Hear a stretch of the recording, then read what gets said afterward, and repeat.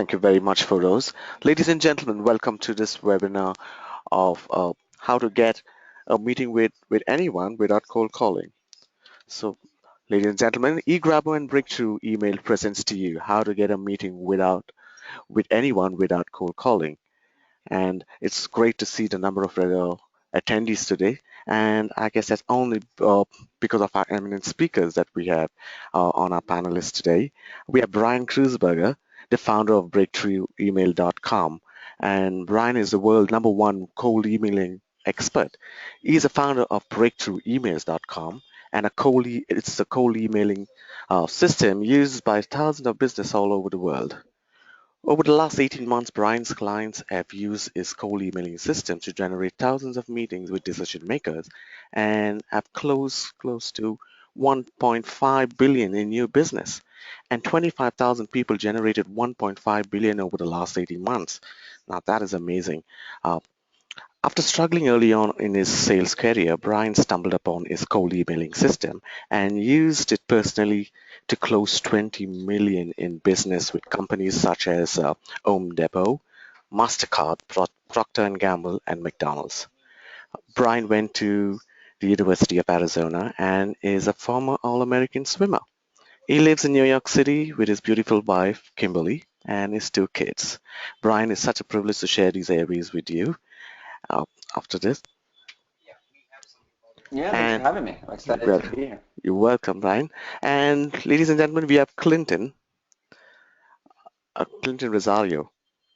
Clinton Rosario is the architect of most of the products on eGrabber. So you will be getting to see more of the product in a couple of down this webinar, and you could post all your questions about it. So, and that's me, your host, Stephen Castor, and I'm the delivery manager here in eGrabber. So, ladies and gentlemen, quick housekeeping tips. So, there's your question box there. Keep your questions coming in, and Bryan and Clinton would take them on one by one.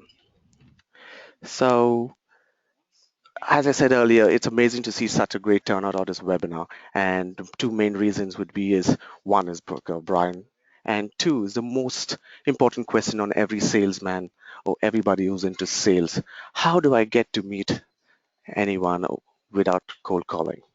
And to answer those things, ladies and gentlemen, uh, I present to you Bryan Kreuzberger. Bryan, take it away.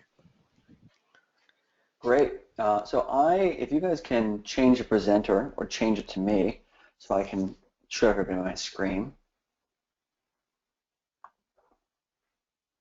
And I could probably do it on my side.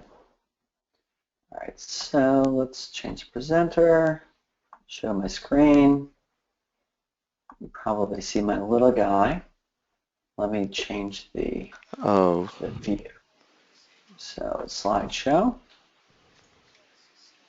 All right, so let me know if you guys can see the screen. Can you guys see the screen?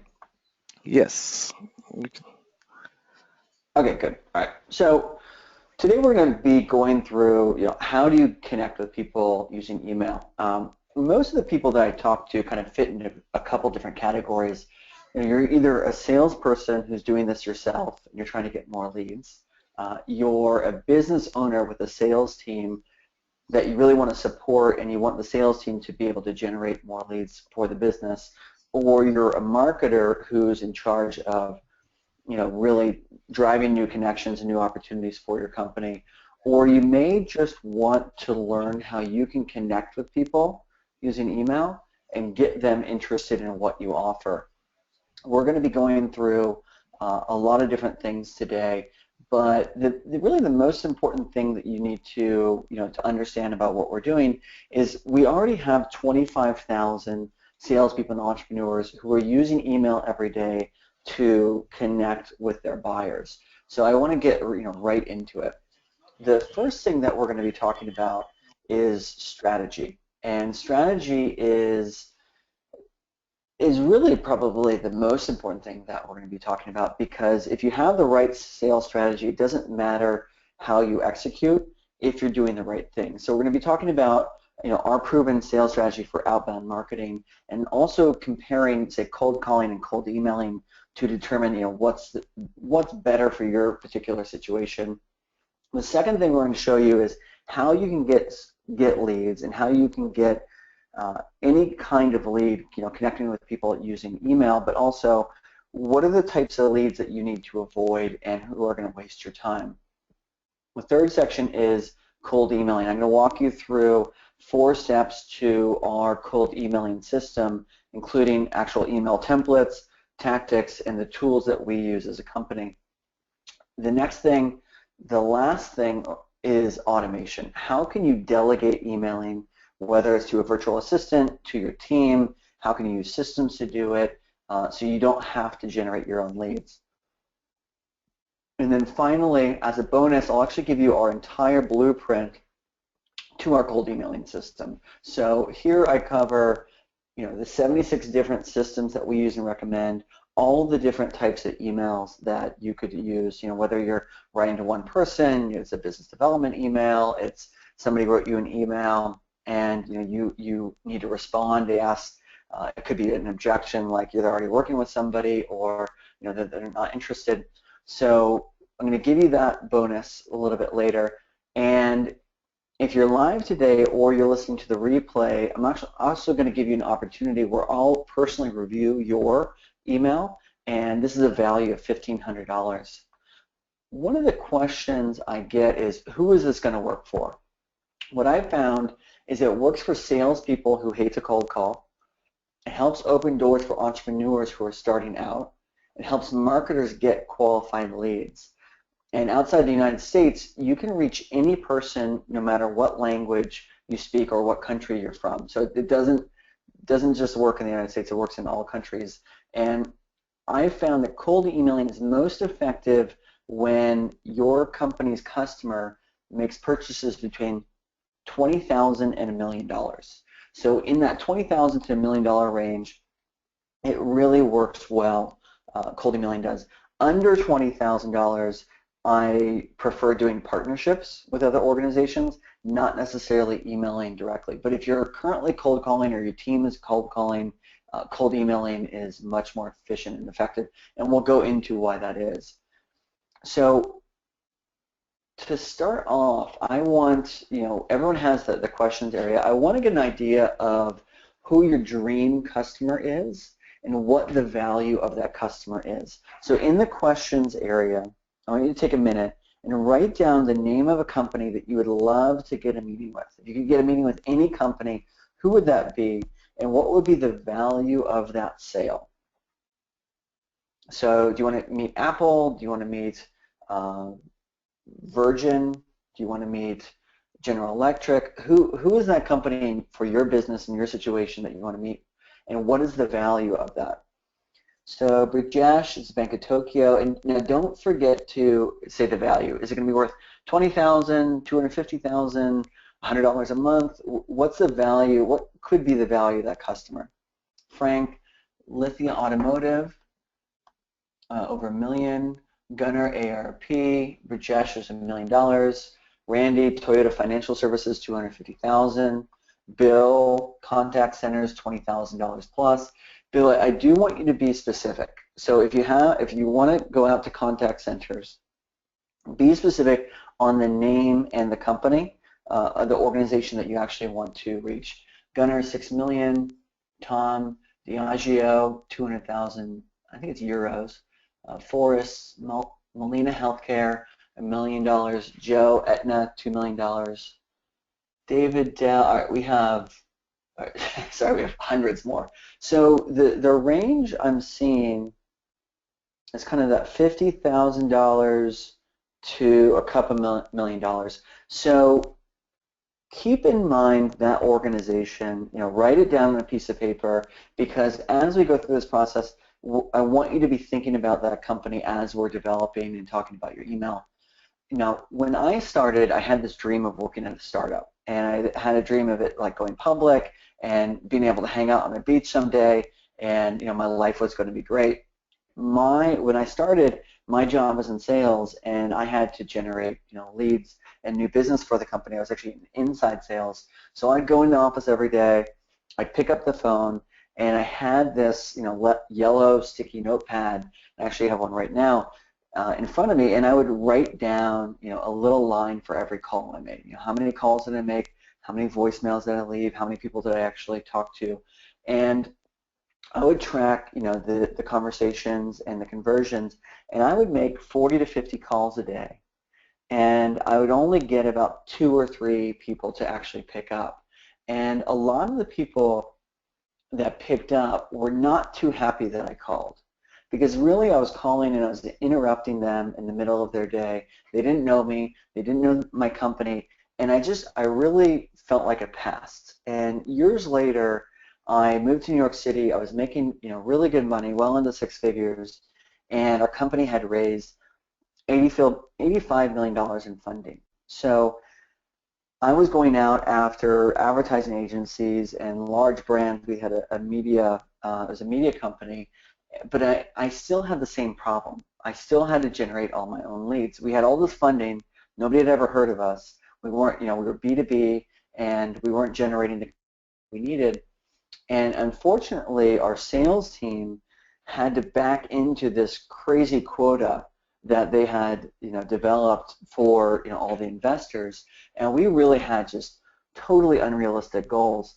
And I would go in on Monday morning, and so I'd start my week. We'd have this sales meeting, and we'd all go in, probably 12 of us, and the VP of sales would kind of go around the room, like, how many meetings have you gone on? What's your pipeline look like? Who are you going to close? How are you going to hit your number? How are you going to hit our number? If you're hitting your number, then you're expected to hit everybody else's number if they weren't doing well.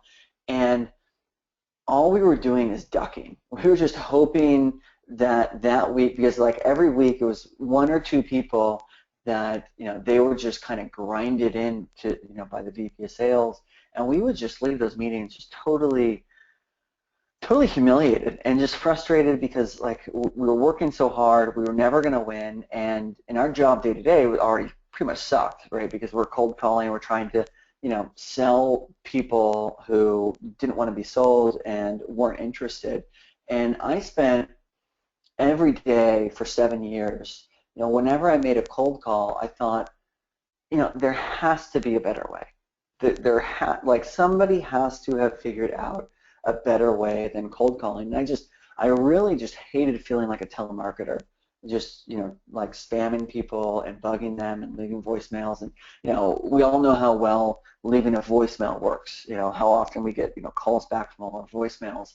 And I really felt like I was wasting my time. I was not making the kind of money I wanted to. I was at a good base, but I wasn't making the kind of commissions. It wasn't life-changing by any means. And finally, I just said no more. Like it's so ineffective right now. I might as well do something else, because this just isn't working. And when I discovered cold emailing and got it working well, everything changed for me. I mean, in 3 years, I went from making $75,000 a year, and I was $55,000 in credit card debt in my 20s, to making $750,000 a year.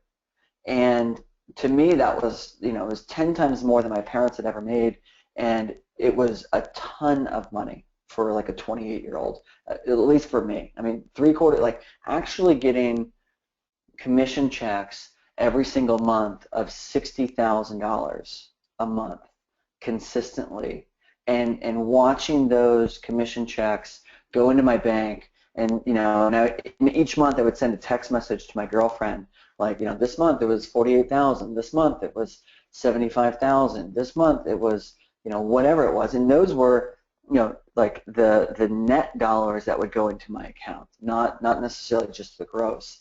And it changed my life. I mean, in a matter of 18 months, my life totally changed, where like I got to travel. I was able to save. I went to Beijing for the Olympics. I bought an apartment in New York City, and it just, by being able to meet with decision makers and finding clients that actually wanted to work with us and valued us as a partner, totally changed everything. The first time I actually saw it working, was from an email that I sent to Best Buy. And for those of you who aren't in the United States, Best Buy is an electronics company, kind of like Home Depot for electronics, or if Walmart or Target were just an electronics company. And so I wrote this email, and a couple days later, I was with my friends. We're out to dinner. They went to the bathroom, and whenever your friends go to the bathroom, the first thing you do is you check your phone. And I look at my phone, and I get this email, and it says, Bryan, thank you so much for writing. I'll be your point person, and moving forward. There's multiple areas inside of Best Buy that we think you might be a good fit for, and I'd like to invite you in on our weekly marketing meeting. I'll be your point person in coordinating the meeting. Also, if you're ever in the Minneapolis area, we'd love to have you come in and meet in person and present. It's sincerely the name of the person. I look at the CC line. Now, actually, before I tell you what happened, normally when I wrote emails, it was like, Bryan, please stop carpet bombing us. Bryan, we're not interested. We're already working with somebody else. Or I would just get like no response. But it was, the responses I was getting was like cease and desist, or not interested. And in this email, she had CC'd the entire marketing team. There's 7 people on the email, all CC'd, all from the initial email that I'd sent. So, I looked at this and said, what did I do here? Like, what was it that I did here that was different? Because, normally I'm I'm a telemarketer, and the last thing people want is to actually hear from me or invite me to a meeting, especially at like high level companies. So my first recommendation for you is, when you think about emailing, do not start writing your email. This is not the first thing that you want to do. So normally, like, people are like, hey, can I learn a couple of tips and tricks? I think one of the first comments that we got today was from Chuck. Any tricks or tips to improve my email? That's what Chuck said. And so this is not my recommendation. You want the template, but you don't. That's not where we should start. And I'll go into why that is. But emailing is actually the third phase in the system, in our strategy. So the first phase of writing and thinking about cold emailing is really identifying the strategy, because deciding which company you're going to write is much more important than writing the actual email, because we want to identify companies that are actually going to buy from you and that are interested and want to partner with you and who are going to value you. The second step of the system is deciding which people you're going to write and what you're going to say. So identifying the people within the organization and what are going to be the right triggers and the right phrases for you to communicate in your email. Now the third phase is the actual email.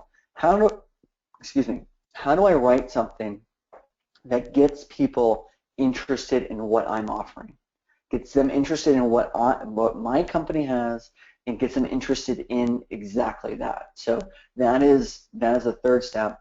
And then finally, following up. So predominantly, the majority of the responses are actually going to happen in your follow-up, and there's all kinds of responses that you're going to get. So we go into every single kind of response where they're working with a vendor, you don't get a response, they ask you for more information. I was a programming manager at University of Arizona, and I always thought, if anyone who's in programming, they do this thing called if-then statements. So if this happens, if the user does this, then do this. If they do this, then do this. So when I developed the emailing system, whenever I get a certain kind of response, it's like, okay, if I get this, they're already working with somebody, what do I send? If they say that now's not a good time, what do I send? So if they don't respond, what do I send? So I always structured it and structured our course and training just like that. So, but the most important thing you need to know is the system is not about writing emails. It's everything you need to know to open doors and actually connect with people. And connection is a really important term. When it comes to strategy, so we're gonna dive into kind of the first part of our training in our course, strategy. I break sales down into 2 steps. There's everything you do and say to open the sale, and then there's everything that you do and say to close the sale. So whether you cold call, you meet somebody at a trade show, they're on a webinar, like whatever, like what is that initial introduction? And then for the conversion or the closing the sale, what do you do when you get the meeting? What do you do when you're on the phone with them? What do you do when they ask for a proposal? What do you do when they don't respond to you? You know, whatever it is. So for the sake of time, we're primarily going to be talking about opening the sale, but one of the biggest mistakes, well, so I want to cover that? No, we're going to cover that in just a second. So let's look at strategy before we get to mistakes. So when you are going out and you're prospecting and you're looking at outbound and you have a list or you don't have a list or whatever it is, I really think of prospecting as just like fishing, right? So you go, you know, they're very similar. In sales, you're reaching out to new prospects. In fishing, you're trying to catch a fish, right? So I want you to imagine 3 different lakes, and it's Saturday, you're going to go fishing, and you're asking yourself, you're having your morning cup of coffee or tea, and you're asking yourself, okay, which lake am I going to go into, right? And each lake has a little bit of a different criteria, it's a different story, they're different type of fish. So, and you fished them all, but you talked to a buddy and you found out kind of what's going on. And he said, listen, the first lake has lots of fish in it. There's a ton of fish in it.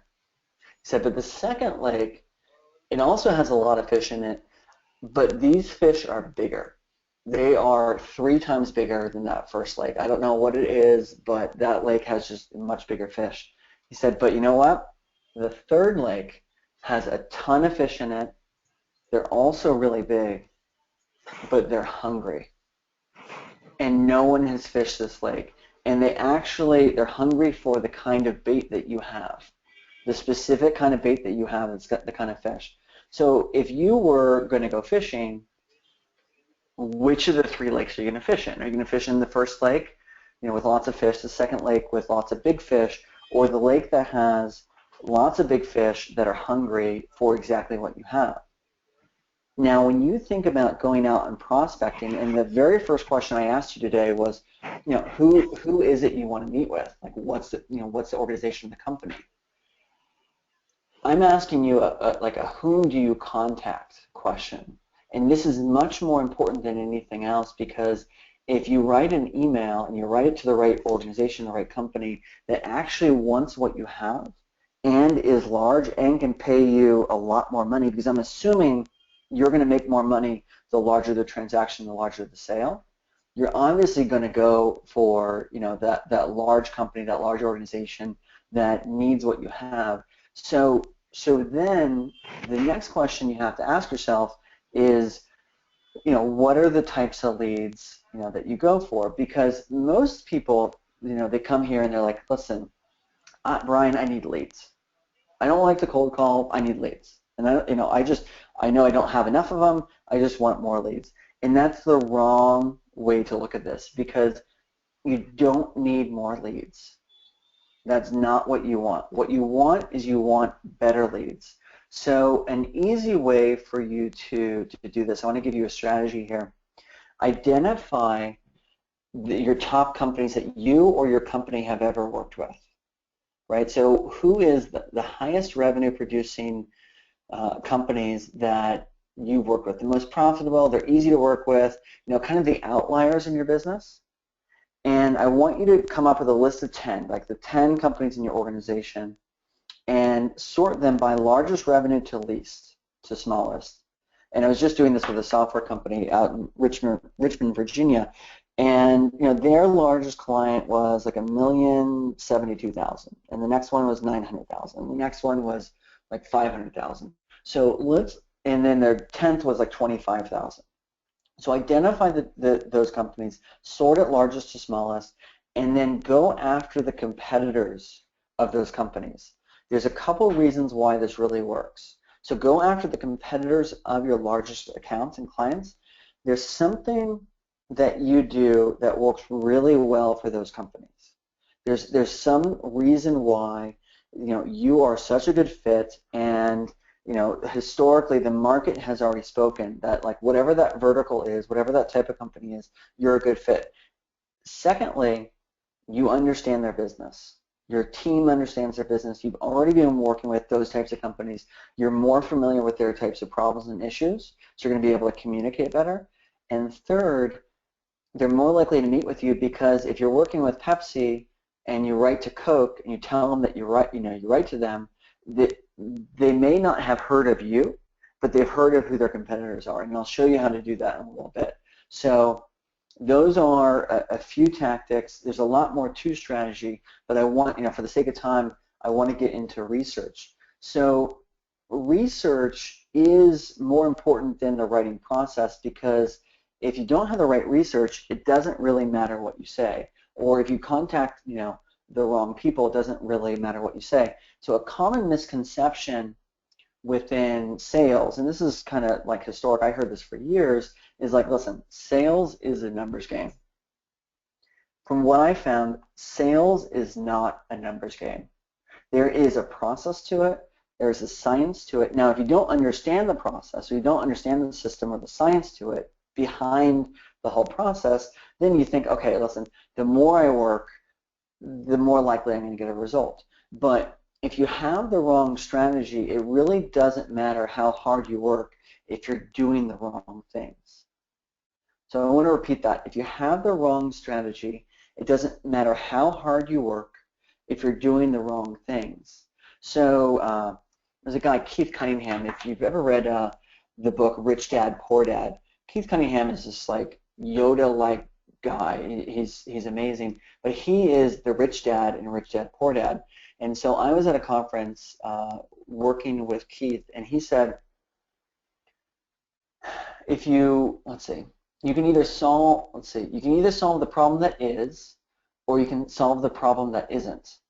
And if you solve the problem that isn't, you still have the problem that is. So if you go out and you write a bunch of emails and you are solving the problem that isn't, which is I'm sending out a bunch of emails to a bunch of different people, I'm copying and pasting the same template, and you're not identifying the companies that are more likely to buy from you, then you're solving the wrong problem. Because if you identify the companies that are more likely to buy from you, then you identify the companies that are more likely to buy from you, then you have a higher likelihood of getting a response and actually getting business. Because listen, do you want responses to your email, or do you want new clients and customers? Right? Like, I don't need a response. I don't need a response that says, hey, you're working with somebody else, or hey, you're not interested, or you know what, why don't you send me some information, or you know what, I'll meet with you, but I'm going to drag my feet for months and I'm going to have you educate me, and I'm never actually going to buy anything. Like, you want those outlier clients.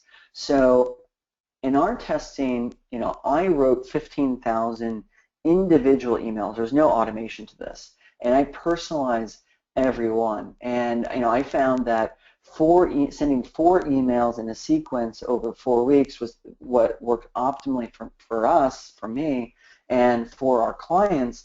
They're getting 80% of the companies to respond on average. That's at a minimum. Now, you may say, listen, kind of interesting, but I've got a huge list, and I still believe sales is a numbers game, so I'm just going to send out a lot of emails to a lot of different people. How well does that work? So I'm going to ask everybody right now, when you're sending emails, what percentage of people are responding right now? So write down the questions area, take a minute. What percentage of people respond to the emails that you're currently sending? And let's kind of get a feel. Okay, so Randy, 0%, Frank, 0.005%, Brooke, 10%, it's a little bit higher. Ali, 5%, Jim, 0, Mike, 8, Forrest, 10, Jennifer, 50. Okay, good job, Jennifer. Michael, 10, Jay, 10, less than 10, Marjorie. All right, we have like 25, 6, 0. All right, so we're kind of either under 20 or under 10, and we have a couple outliers at like say 30 and 50. And actually, Jennifer, if you're getting 50%, tell me how you approach it. If anybody who's getting more than 10% of a response rate, tell me how you approach it, because I'm curious, what your, just on a high level, the kinds of things that you're doing or how long you spend for each email. But don't go out and spam people. Don't go out and just throw things and just try and find out, who's going to respond to you, like whatever it is, because there absolutely is a process to this, and you're not going to be happy with the results if you just kind of do it like everybody else does it, and we can kind of go into why that is. Now, like most, I love this image, and frankly, I love ice cream, but the problem with a lot of inbound marketing is everyone's just thinking, okay, listen, I need more leads. I need more leads. I'm in business to business, and I need people who are interested, and just like give it to me. And there is a huge problem with this, and this is what I was actually going to talk about earlier, and I saved myself. Now I want to illustrate the point, and if I were to solve the problem that is, for most B2B salespeople, the first thing that I would do is I would get you with the actual decision maker. So when I was selling, I would sell to advertising agencies, and we would essentially empower them to go and sell this through to the VP of marketing. And I found, after I lost a couple sales, I just asked him, the head of the agency, is like, listen, why weren't we included? Because I kept hearing, like, listen, you weren't included on the plan. The plan was their marketing plan, their buying plan. And so I called him up and I said, well, like, what happened? He's like, well, we really liked it, and it just didn't fit. I was like, well, what did the client say? Well, the client, it just didn't fit with their overall, their overall strategy that we presented. It's like, okay, well, what did they say specifically about us? Well, you were part of one plan, and we didn't move forward with that plan, and we presented a different plan, and you weren't on that plan. Okay, so what you're saying is they never actually saw what it was what we do. No, they never saw it. And I had spent like 9 months. I'd taken their team out to like, a $1,400 lunch in New York City, and I wasn't even sure my credit card. They were buying like all kinds of food, the whole team. And I wasn't even sure that, like, when the bill came, I wasn't even sure that, like, I was going to be able to cover that bill. And I was so nervous sitting there in the seat. But I want to illustrate this point because what I had done is I had empowered them to sell on my behalf.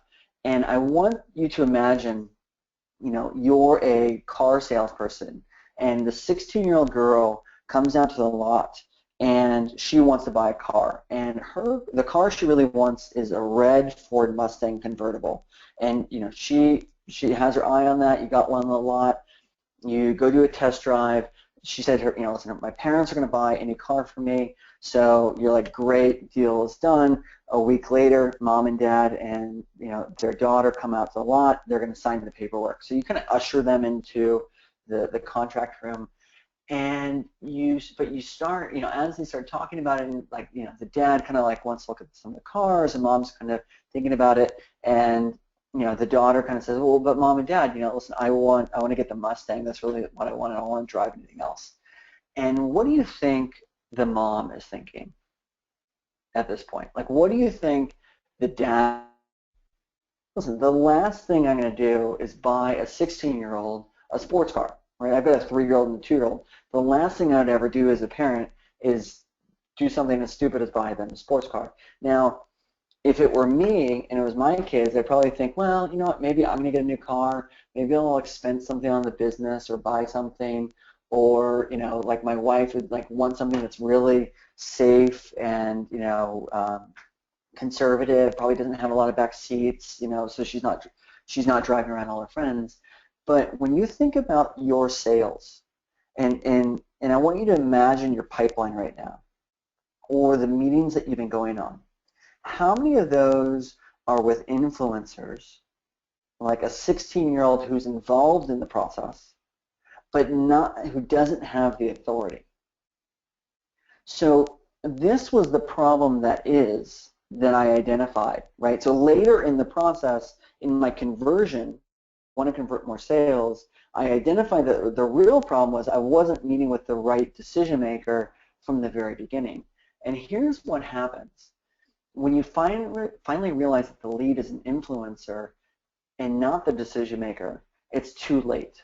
Or you may, or a lot of people may even when I talk to them, they're like, well, listen, the person is very influential in the process. Like what they recommend, the decision maker will go with. And what I have found is that after you've done meetings, after you've done a demo, after you send a proposal, you're going to hear something like this. Let me discuss this internally and get back to you. Or listen, Brian, I really like this. Let me just run it by my boss to see what he thinks to get final approval.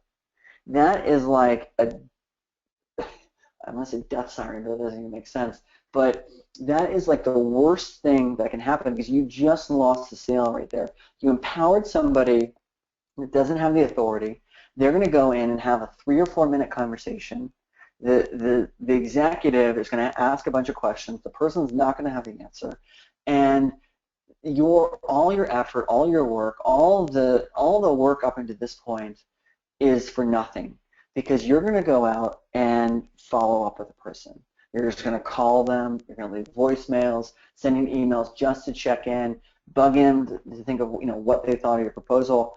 And a buddy of mine calls this politely stalking the person. But you just keep reaching out into an empty void of the person that was really interested and they just fell off the face of the earth.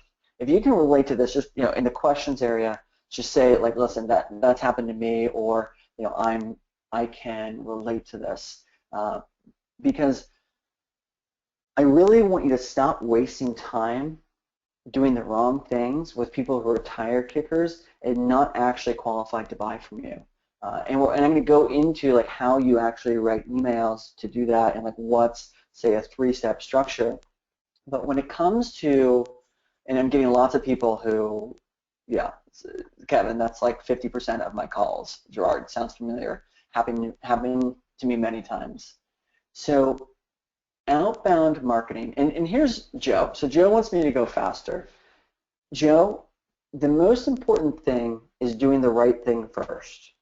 So you may want a template or trick or tactic, but I'm going to give you something that will change your career, not something that, and I need you to rethink the problem. I could give you the fluff. I could give you a bunch of templates. I mean, frankly, you could go online and download those, but you're not going to solve the real problem. So within outbound marketing, if you just compare like the options, the first thing I ever heard about was cold calling. And my bosses would say, hey, listen, Brian, if you smile and dial, if you work really hard, the potential is endless. We're not going to cap your commissions. It just depends how hard you work. And I had this dream that I would go out and dress up and believe in myself and listen to tapes on Wayne Dyer, and everything was going to work. But fundamentally, the issue that you have is a pickup issue. So when I called, only 5%, 4 to 5% of people would actually pick up the phone because so the problem with cold calling isn't that like it doesn't work. It's just that it's not effective. So you can do it. It's just kind of a waste of your time. So if you can find a more efficient or effective way to prospect, I would recommend you do that. Now, granted, you can cold call all you want, and I'm sure there's plenty of you that are pretty good at it, but you wouldn't be on this webinar if you wanted to cold call any further, right? So and let's identify the issues. There's gatekeepers, there's secretaries, there's caller IDs, there's voicemails. The person needs to be physically at their desk, right? The person needs to be, they can't be on the phone. They need to actually pick up the phone when you call them. And it's also difficult to delegate because the person's live. But the number one reason cold calling doesn't work is really simple. And that's because cold calling is just like telemarketing. People don't want your calls. So in anything in sales, you need to have empathy. So empathy is thinking and feeling like, your customer or like your prospect. So all you have to do in any situation, in your email, in your call, in your strategy, anything, is just ask yourself, how would I feel if I was in their shoes, right? So how do you feel when somebody is a telemarketer and calls you in the middle of dinner? How many times have you purchased from them? It's not a great, it's not a, like interrupting people with a cold call is a terrible way to connect with people or get meetings. Now, if you think about cold emailing is the same thing, right? You're just writing somebody you don't know over email. Now, cold emailing is not perfect. The way that most people do it is not perfect by any means. And you may be surprised I'm actually talking against cold emailing because for most people it doesn't work. I mean, if you're getting 1 to 5% response rate, right now it kind of sucks, right? And the way that people do it most of the time, you run into a number of obstacles. So first, there's competition. The person you're trying to reach already has hundreds of emails in their inbox. The people that you guys are contacting, if you're on here, and what I saw, from what you responded, you're looking for high-level executives to purchase something 50, 250, $2 million, right? These are not like run-of-the-mill people that have a lot of time. So people are going to ignore your email. A lot of the emails will not be responded to or even read, and you don't know what happens after you send an email, or you just have to follow up. And the typical success rate is low. But if you learn how to email effectively, you can reach anybody. They're easy to send. You can send a limitless number of emails at almost no cost. You can spend hours perfecting the copy of your email versus a cold call, which is more liable to mistakes. So even right now, I can stumble over my words, make a bunch of mistakes. You can delegate it to virtually anyone to send the emails once you have a system and once you have an effective message and personalizing those emails. And you can also automate it, and you can create systems to do that. So in our strategy and research module, we actually cover videos talking to buyers to understand their perspective and how they see it, so you can see their perspective and start adjusting your messaging accordingly to how does the buyer really see it, right? And we actually have a $1 million sale example for Western Union, and it's a case study where I walk through the initial outreach to a $50,000 sale to then becoming a $1 million a year recurring client. And in those modules, we'll also identify which companies that you should be contacting. I gave you the one example as far as targeting and reaching out to the competitors, your best customers, but there's 5 other examples of how do you identify the trigger events that lead people to buy from you, right? So what has to happen beforehand, and how to determine which companies are predisposed to buy from you. So now I want to jump into the emailing portion.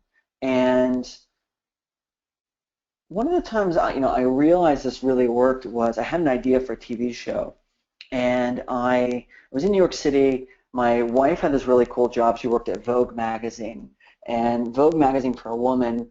And she traveled to Europe. She met with Gucci and Prada, and she traveled business class and stayed in really nice hotels like the Four Seasons, George Sank, and occasionally I'd go with her, and she had this amazing job. And there's a TV show called Dirty Jobs, and so we thought okay, we're going to pitch this TV show called Cool Jobs. We'd never done it, right? So essentially we're going to showcase really cool jobs that people don't know. But we said, listen, we'll shoot a quick video, and I told her, I was like, listen, I can get a meeting with anybody, so I'll just send some emails and get a meeting. So I sent an email to MTV, and it was like a Tuesday at 11 o'clock, and I had to tell my current company that I had this faux meeting, and I went out to Times Square and met with MTV, and it was the head of all programming for MTV, and this is just off of an email. And so I get up there on the 50th floor, I'm overlooking all of Times Square, and he's like, how do you know Bill? And I was like, Bill? He's like, yeah, Bill referred you. He's like, oh yeah, Bill just thought you were the right guy for me to talk to. It's like, oh, okay, because I thought you knew Bill. It's like, no, Bill just thought that we should talk. It's like, oh, okay, got it. But I used a system, the waterfall technique, which we'll cover in a little bit, that got me a meeting with the head of programming, which everyone I would have ever talked to in that business would have said, there's no way you can do that. You haven't done it. You have no backing. They've never heard of you. You have a crappy videos, reel. They call it a sizzle reel. You need to work through assistants. You need to find somebody who knows somebody. And like, listen, I didn't have the time or the patience, and I also had the skill. Like, I can connect with anybody. So when I work with sales teams, they think, hey, listen, email, cold emailing, it's all about the subject line, right? Gotta have the right subject line. And if in the thought process is, if I have the right subject line, then the people will open the email and then they'll respond, and and so forth. Subject lines don't matter. Subject lines do not matter, because if you're contacting a company or a person that doesn't buy from you, it doesn't matter what your subject line is. And you're looking for customers, not for people to open your email. So if you pick the wrong company, you're never going to get a sale. So I want to show you the waterfall technique. And I developed this essentially just having empathy for my customer. So I just kind of looked at it and said, okay, what do I know about an organization? What do I know about a company? What is already in place, and how can I use that to my advantage? And I would go out to, say, the director of marketing, and they would always, and I'd be begging for a meeting, pleading for a meeting, and I'd never get a meeting with the director of marketing. They would send me down to the agency, and then the head agency person would send me to like a 22-year-old who just graduated from college, who would make me wait 20 minutes and then say, hey, I'm really busy, I only have 15 minutes. What do you got? And those meetings never turned into a sale, right? This person is like, it's like, if you use the analogy of the 16-year-old, it's like the neighbor's, kid brother who's 8 years old, who knows the 16-year-old who's, like they're somehow affiliated, like they'd see them drive up in the driveway, but like they're not affiliated with the actual sale. And I knew this wasn't working. So what I learned is that if you contact the director of marketing, and you also write the VP of marketing, and you also write the CMO, and you also write the CEO, so you identify 4 people in the organization above them. What do we know about any organization? That there's a hierarchy, right? And is the CEO really good at his job because he's really good at doing the work? Or is the CEO really good at his job because he delegates to people and he leverages other people and he manages? So the director of marketing reports to the VP of marketing. Part of the director of marketing's job is to do a good job in the eyes of the VP of marketing. Now, the VP of marketing or the CMO asks the people below them to do something. Guess what? They're much more likely to do it. So we're using the inherent social hierarchy in any organization to our advantage. Now, if you think about the first problem you have after you identify a company, after you identify an organization, is who is the decision maker? If I were to go to, write down the questions area, just one company, whoever that is. I'll use that as an example. So just somebody write down the name of the company. I'll give you just a second. In the questions area, write down the name of the company. All right, Randy, this is Toyota. Okay, so if I'm trying to contact Toyota and I'm trying to sell whatever Randy sells, then the first thing I have to identify is who's the actual decision maker, who has the authority to buy. I have no idea. Even the people that work there probably don't know. But if they refer the people to me, I spend so much less time researching the right people, who I think it is, because it also depends from company to company. Sometimes the CIO, sometimes the VPIT, sometimes the CEO. It always depends. Let them decide it for you, right? So this is the waterfall technique. Now, some people just say, like, listen, I'm going to go out and I'm just going to send a bunch of emails and I'll see who responds. This is a common mistake. So do not spam people. You do not want to spam people because if people aren't responding, and for the majority of you, except I think Judy, she's getting 50% response rate. Everybody else, more people than not, are not responding to you, and it's for 3 different reasons. So the first is you're writing the wrong company and the wrong people. That's like a whom do I contact problem.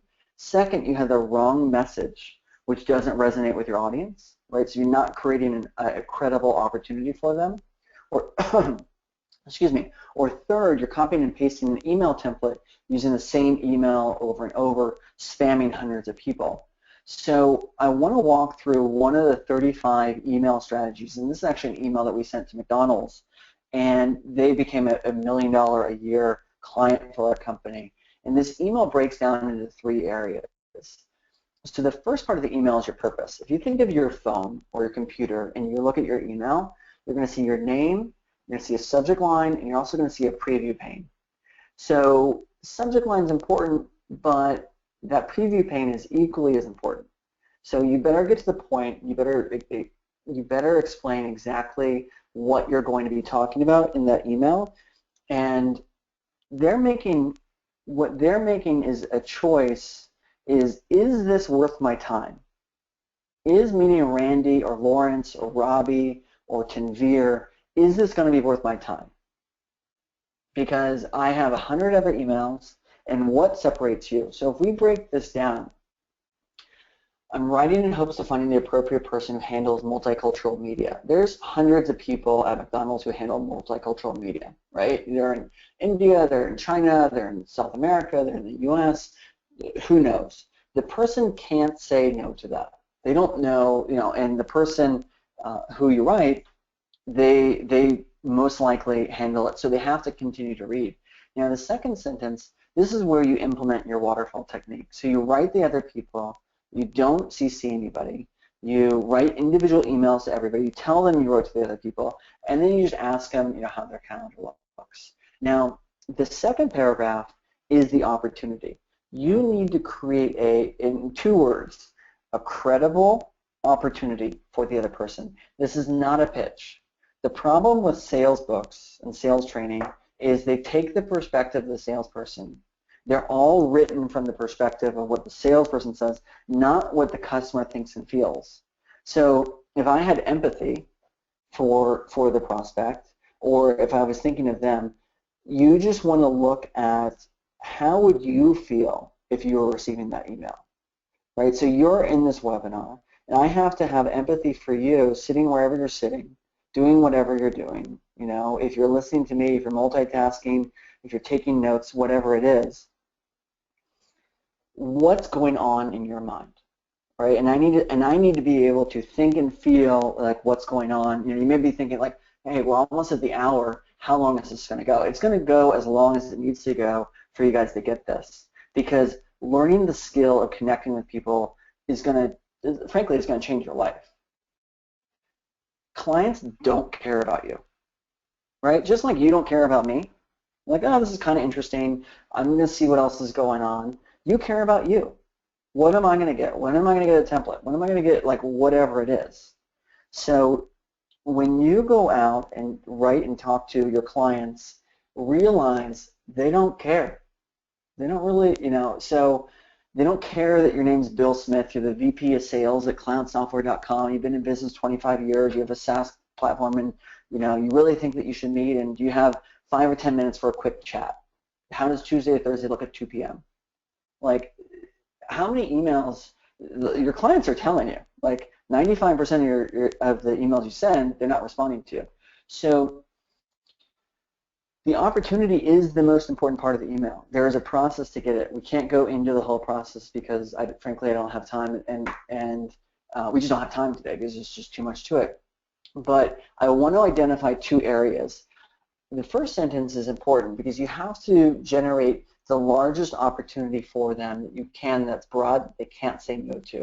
So VoodooBox helps restaurants increase sales and revenue. Now, if I'm a restaurant, it's like, okay, it sounds like this company specifically is focused and is personalized to working with me. And if I'm in marketing and I want to increase sales and revenue, that's kind of my predominant job in marketing, right? if I look at the end of this is called the peak end hypothesis. So some clients include Burger King, P&G, Chili's. They may not know who we are, but they know who their competition is. And I reference those accounts because if it's good enough for Burger King and P&G, it's probably good enough for McDonald's. And they're not committing to it, but they're willing to hear me out. So in your opportunity, you need to do three things. You need to identify what it is that they want, what it is that they're frustrated with, and what is it that they're concerned about. It has nothing to do with ROI. Because ROI is all about establishing a reason to make a purchase.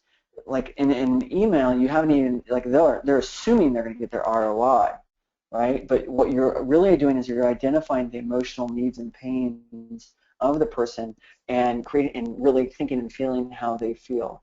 The third is your ask or your request.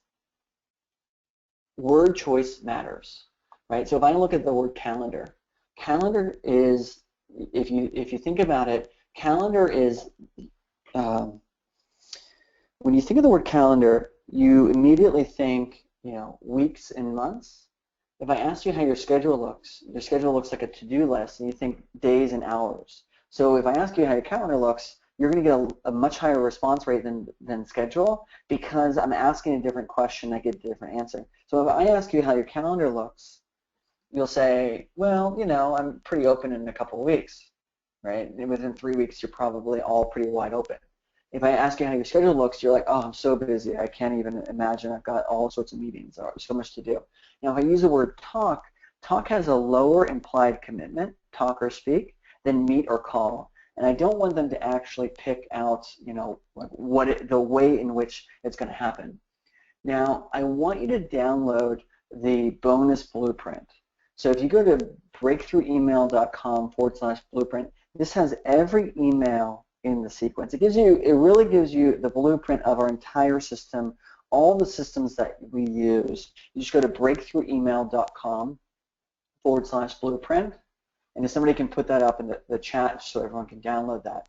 So go to that right now, download it, or look at that later, because it kind of gives you an idea of all the different situations, all the different emails, all the different, just everything that you need to know, everything that we use currently in our system. Now, depending on where you're at, you may have like a really large client, you may have a small client. This is a picture of Carl, and he's a client of ours. He was the manager of the website for Tesla, and he gave up the Tesla job because he really wanted to start his own business. And he essentially had tried to do a bunch of outbound, didn't work with us for a while, and then finally, he started using our system. He didn't think it was going to work in his, for his company, but the first time he used it, he got, out of 12 companies, he immediately got 6 responses. Now, if you were able to get to, from 12 to 6, or get 50% of the people that you contact to respond, I mean, how many more meetings would you go on, each week? Mark, on the other hand, is an overachiever. And Mark, what he did, I mean, he immediately got, a couple 100,000 in sales. And then he learned the system, and then he delegated it. So he developed a team out in the Philippines, at, I think, like $6 an hour. He would write all the emails and then give them to his team, and Mark would go on 15 to 20 meetings a week. All he does is go on meetings, and he went from making, I think it's $480,000 in sales to doing $34 million and being the top rep of his company. I mean, he just totally blew the thing away. This is a software company out in California, and they're VC funded. Their average sale is just under, I think, $80,000, and they had essentially, they're cold calling, they're doing inbound marketing, but they weren't getting the right kinds of leads, and they weren't getting qualified leads, and they weren't closing the sales, and they had really aggressive goals. So we worked with them. They initially had an email list of 10,000 target companies, and 10,000 is just way too many because you're never going to be able to personalize it. You're never going to, you're just kind of sending the same message to all those people. So we identified all the organizations and companies that were more likely to be a fit for them. And out of that, we picked 522 companies. And this response rate, from what I've seen, is really typical. So you're going to get about 80% of the companies that you contact to respond, and you're going to get about half of those to take your meeting, and you're going to get about a quarter of those to be, to actually become a sale. So this one campaign that they did, they had $4.38 million in sales from just from sending emails and going on these meetings. Now the system works for all kinds of companies. It works for small companies, it works for large companies, it works in other languages like French and German and Spanish. It's worked on 5 continents that I know of. And I often get the question, listen, I'm in the UK, I'm in France, I'm in Hong Kong, we're not like Americans, our culture is different, would it work here? And the answer is yes. And the reason why it works is because the social dynamic, the social hierarchy in any organization is always the same, right?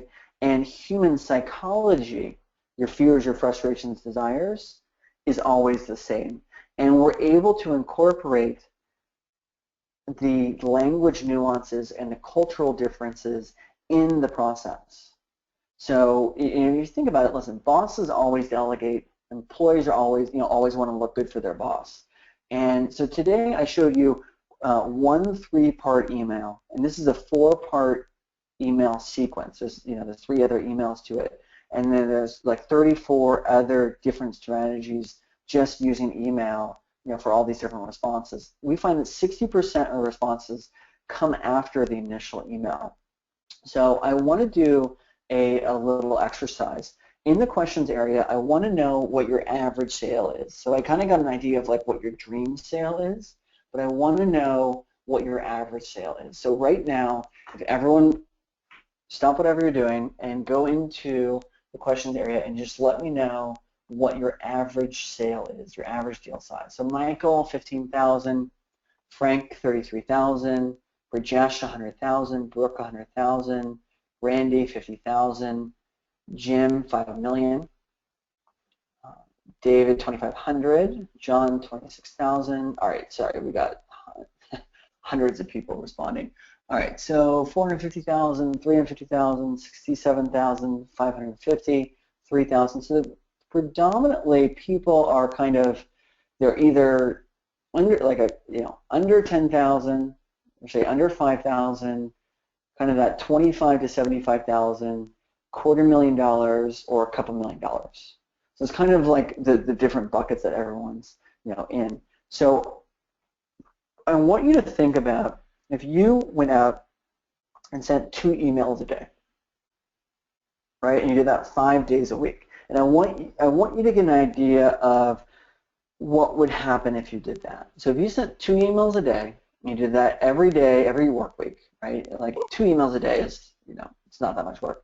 So if you would send out 40 emails a month, and assuming you got a 50% conversion, which for us is actually kind of low, we're getting more like 80% conversion, you would get 20 replies to your emails. Now, not all of those replies are going to be positive or be interested in your service, but if 40%, 2 out of every 5, took your meeting, which is really conservative, you would get 8 new meetings a month, so say like 1.5 meetings a month. And if you sold 1 out of every 8, which is really low, I mean, normally we're seeing like 25%, which would be more like 2, you get, say, another sale or 2 a month. These are conservative numbers. So depending on whatever your deal size is, if it's 10,000, 50,000, 250,000, whatever, it would be an extra whatever your average deal size is. So if you extrapolate that over a year, you're looking at, say, another 50,000 a month, another 600,000 a year, or if you're picking up a new $1 million account or a new $100,000 account or a new $25,000 account every single month from sending 2 emails a day, listen, that's not that much work, right? But now, what if you delegate it? What if you don't do it? What if you learn the system, learn how to send the emails, learn how to create the opportunities, and who the companies are that are the best fit for you, and then you delegate it, right? Spend, say, $10, even if you're a salesperson, you can spend $10 an hour if you've got a good commission plan. And if somebody was doing that for 4 hours a day, sending 6 emails a day, you're spending $200 a week, and you're able to make a couple $1,000,000 more in sales every year. Plus, like Mark, you don't even have to deal with it, right? Somebody else is doing it, and if you're a smart salesperson, go out and delegate this to somebody else. They could even go through our system, and this will literally change your life. And this is what we do. So what we do for companies is we actually generate leads for companies. This is predominantly our number one business, where we take technology companies, different types of software companies, different types of high value products that are really trying to get to top level decision makers, and we set appointments on a per meeting basis. So if you're interested in that, you can actually go to breakthroughemail.com/leads, and you can apply to that program. We do it, you only pay for the appointments you get. We can't accept salespeople into that program, but that's predominantly what we do. Now, if you want to use our system, and if you want to learn our system, I'm going to go through the different modules of the system, so you can kind of get an idea of what the system includes. So there are 4 modules to the system, and essentially the same thing that I talked about earlier. So the first is strategy. So this is, we cover, why decision makers control the selling process, and how you can succeed anyway. How are you going to find the trigger events for your business to identify the companies who are already predisposed, already want to work with you? We go behind the scenes and really look at what is it you should do based on your business, where you're at, the types of companies you work with, and really implement the right strategy. The second is identifying the customers who want to work with you. Who are the people inside the organization? What is the language that you need, and how do you get inside the buyer's mind? There's actually an easy online hack that we can actually get inside and understand kind of emotionally what they're trying to do. We also walk through research case studies for companies like Apple, Walmart, and Exxon. And there's a couple people that are under 10,000. If you wanted to partner with organizations to sell your product and have them introduce you to some more of a business development opportunity, we show you how to do that. Now, in the third module can be its own course, right? And this is how do you craft personalized emails, but how do you get somebody interested in what you offer? And how do you get the prospects who would normally say no, and they say no to everybody else? How do you get them, inviting you to a meeting? So we cover 8 different scenarios here. How do you find your most qualified prospects? How do you write partnership and business development emails? How do you email influencers like the CEO or a celebrity or blogger? What do you do if you're writing just one person? Right? What do you do if you're writing a small company? How do you adjust your approach when you're outside the U.S. and dealing with a different language? What do I do if I don't have any customers? What if I do if I'm a startup or a brand new product? How do I approach that? And we also cover all the common mistakes everybody makes when writing a cold email. So a common mistake is you're going to go out, you're okay, great, copy and paste the template, I'm going to CC people. Right? Or I'm not going to include, I'm not going to use the Waterfall Technique, or I'm not going to include clients that I work with because I'm concerned they're going to get upset. Right? I know all the mistakes that people normally make when they're learning the process. Also, what subject lines do you use? What's the methodology for subject lines? Now, the fourth module is following up and making your meeting successful. How often does it happen where you set a meeting and the person doesn't show up? There's a 3-part emailing sequence that we use to make sure that people show up. And then there's all the common responses you're going to get, listen, the person didn't respond, I could read their email, they didn't respond, they're not interested at this time, they're already working with somebody, they asked for more information, whatever that is. So the system is $3,997. And you actually don't have to decide, well, listen, the system also includes everything you need to know to convert the sale. So what do I do in that first meeting? How do I qualify them? How do I present my solution so they actually say yes to me? How do I convert the sales in my pipeline? So those are the 4 different modules for that course. So the good thing about today is you don't actually have to decide today because we're going to take all the risk. So you have 60 days to try the system, and if for no reason, or sorry, for any reason, or even no reason at all, you can get a full refund of every penny you paid. And if it doesn't work for you, I'll actually send you on vacation.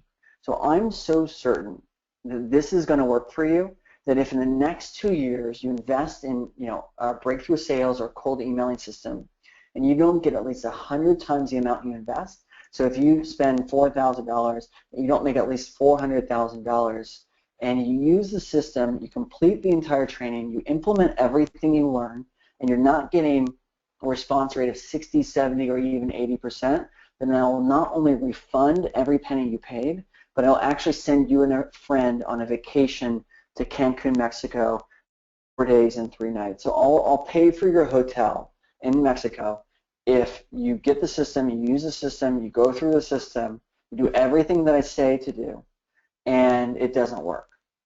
So listen, you can pay nothing, I'll send you to Mexico, and that's the worst thing that can happen. Now, as a special today, I will also gift you 4 additional licenses. So you can give this to your team, your colleagues, other salespeople, your friends, your family, whoever you want. So you can gift that. There's also a trial membership to ToutApp and BuzzBuilder. So these are systems you can use to automate it. And you can use those systems once you go through the system to automate all of your follow-up. You have access to over 26 hours of coaching calls. And today, anyone who goes through, who applies to the program today, because you can actually purchase, you can just apply, I'm going to drop the price by 50%. So you can get the cold emailing system for $19.97. And anybody who does this in the next hour, who applies for the program in the next hour, even if you decide you don't, well, if you apply for the program and are accepted, then I have actually a really kind of a fun bonus. I will actually critique your email. After you go through the program, I will look at your email, I will read it, I will review it, and I will tell you exactly, this is an example of a cold email review, exactly what I would do, how I would change it, what the prospect is going to be thinking. So to apply, just go to breakthroughemail.com/leads. So breakthroughemail.com/leads, LEADS. And just enter your information. You can have a one-on-one call with my team, and we can kind of make sure that this is the right situation for you, and you can apply. Additionally, if you're one of the first 10 people who apply today, then I'll do a one-on-one call with you.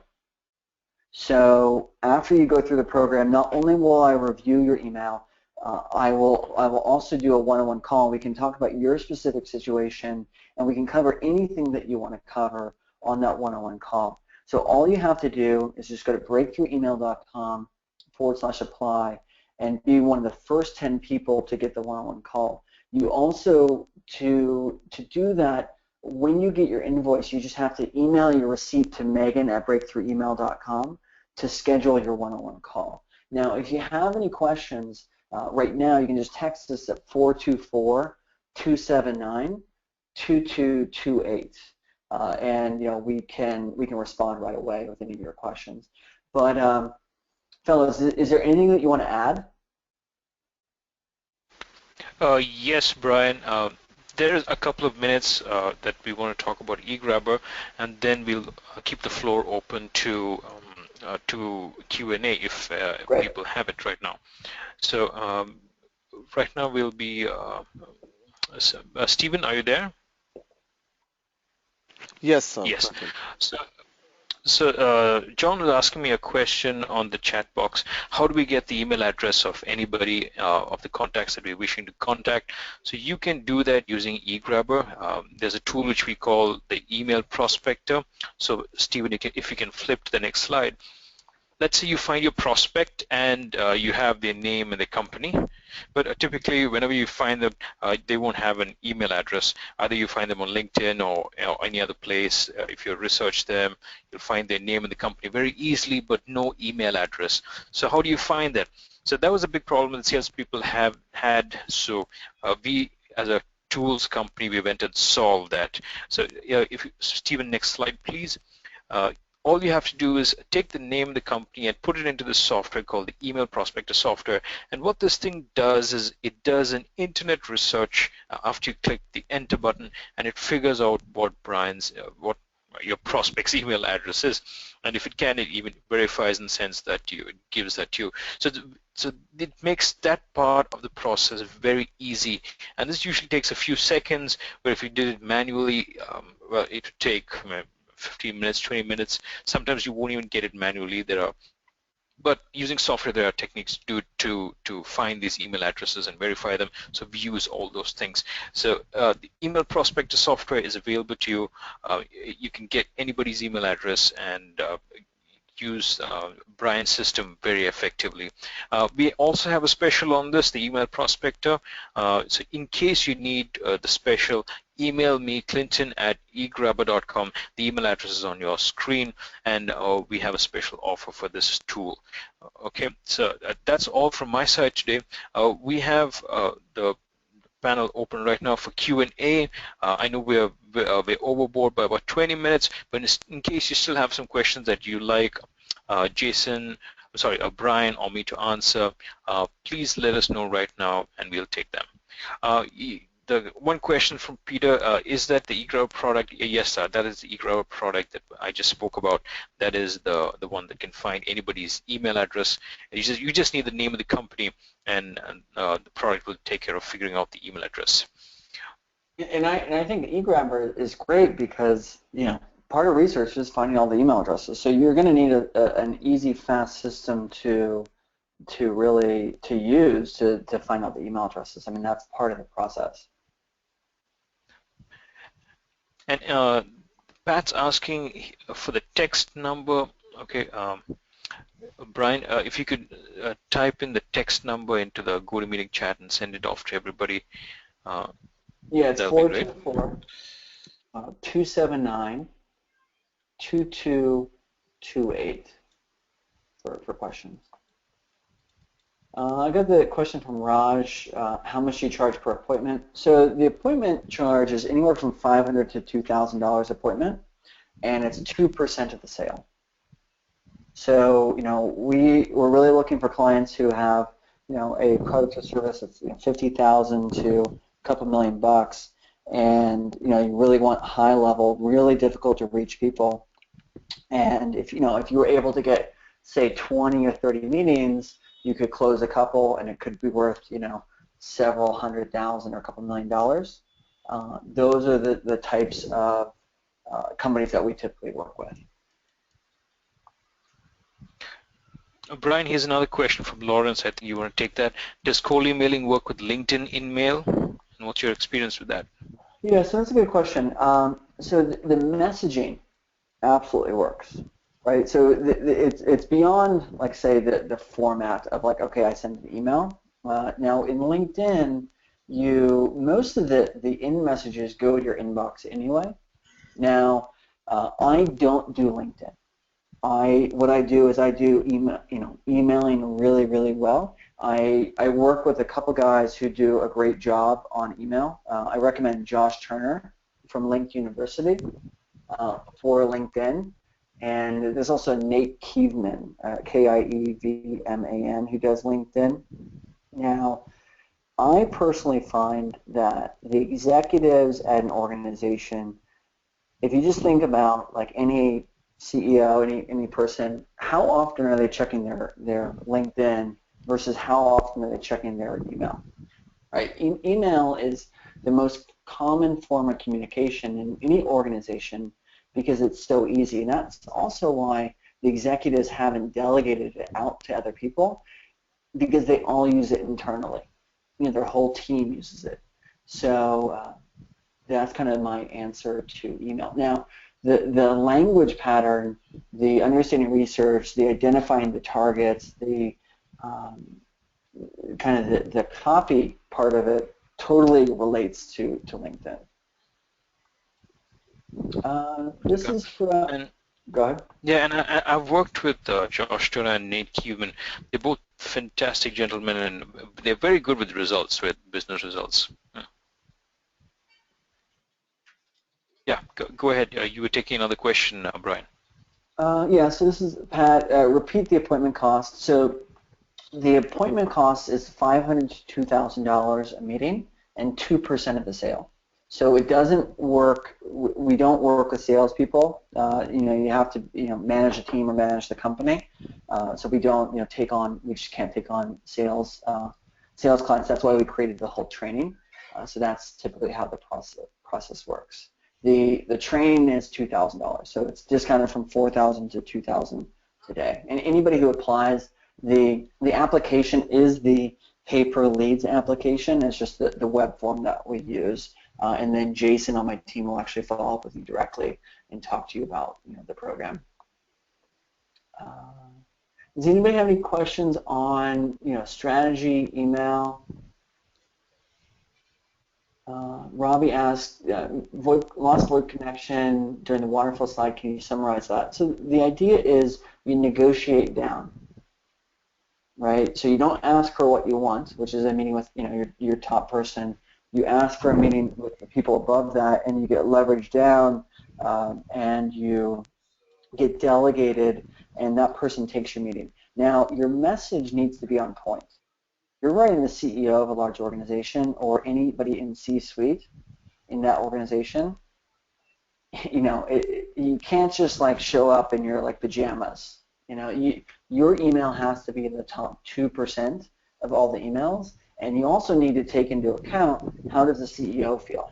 How does the CMO feel? Because if your target's a VP of IT, marketing, logistics, HR, whatever, finance, then you have to, the CFO, the CEO, the CMO, whoever's running sales, whoever's managing the company, the president, they're going to see and think and feel differently than your target. So you need to correspond that language and adjust that language accordingly. Now, in the chat, you guys should be able to see the link. I'm getting some people who want the text number. So the text number is 424-279-2228. We have lots of questions. This is from Tom. How can I test if it's right for me? So you just go ahead. Bryan, I think I'm chatting with Tom. He was talking about the eGrabber system. So Tom wants to know how much was the eGrabber system to find email addresses. This is $595 for one person per year, but I'm having a special offer running till Monday, so you can get it at $395. So that's for a year. Now, if you need to test it out, you can go to egrabber.com/EMP, and you can download a trial version over there. It works for 7 days or 50 contacts, so you can give it a shot. I'm going to type that into your GoToMeeting chat. So egrabber.com/EMP, that's email prospector, so you can try it out from there. Listen, I really want to thank you guys for inviting me. I mean, I think that what you guys are doing in the market, making it easier for salespeople to connect with people and using technology to do that is just awesome. And we really have the same mission, because if you're in sales or you're an entrepreneur, every day you're going out there and you're taking a risk. Every day you're going out there and you're getting rejected. You're trying to, out of thin air, make something happen, but also improve the lives of the other people, your customers. And what really excites me is if you can connect with your customers and you find a way to do that, consistently, it's going to be good this year. It's going to be good next year. You're going to make more money. You're going to connect with more people. You're not going to spend as much time, getting frustrated. But, think 3 years or 5 years or 10 years down the road, you're going to open up a whole new, life for yourself because you can connect with anybody. And if you can connect with anybody, I mean, who knows what you're going to create? Who knows who you're going to help and who they can help, because your product or service, if you can get it in the hands of your customers, their lives are going to improve. And the thing that I love is, who is going to go out and build the next whatever, Facebook or Google or whatever it is, down the road, and how will they be able to use email, to do it, and who will they connect with and who will they help? So I just want to thank you so much, and thank everybody for having me. Thank you, Bryan. Thank you, everybody, for being on this call today. Bryan, it was an honor to have you, because I've used some of your techniques. We do cold emailing too, so it's very effective and done correctly. So thank you for being on this call, and thank you for presenting to our audience today. And folks, look forward to the recording that will reach you tomorrow, Friday. You can share it with a recording of this session with your friends, with your colleagues. So look forward to that as well. These links for the breakthrough email will also be coming in that email. So look forward to that. You have the links right now, but I'll send them to you again tomorrow, and I'll even send you the links for the eGrub system, the email finding tool that will be coming tomorrow. So thank you, everybody. Have a nice day.